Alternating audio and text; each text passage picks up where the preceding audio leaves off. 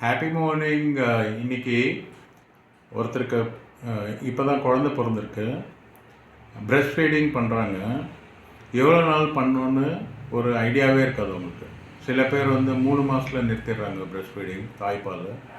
சில பேர் 6 மாதத்தில் நிறுத்திடுறாங்க. சில பேர் ரொம்ப சீக்கிரமாக நிறுத்திடுறாங்க. இதுக்கு பல காரணங்கள் இருக்குது. ஓகே, ஆக்சுவலி 1.5 இயர் குழந்தைக்கு ஆகிற வரைக்கும் நீங்கள் பிரஸ்ட் ஃபீடிங் பண்ணியே ஆகணும்.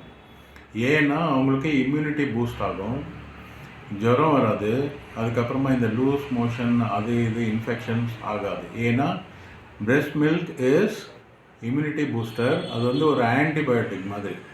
ஓகே, நீங்கள் டாக்டர்கிட்டயே போக வேண்டாம்னா 1.5 இயர் நீங்கள் கம்பல்சரி மதர்ஸ் மில்க் கொடுக்கணும்.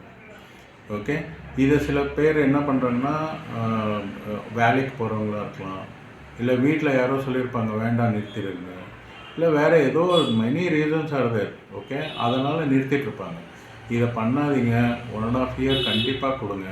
உங்கள் குழந்தை ஹெல்த்தியாக இருக்கும். You don't have any diseases and எந்த டிசீஸும் அவங்களுக்கு வராது. என்னோடய பேர் அமிகோஸ் ரவிச்சந்திரன். ஹெல்த்தை பற்றி எதாவது கேட்கணுன்னா எனக்கு கேட்கலாம். பாய்.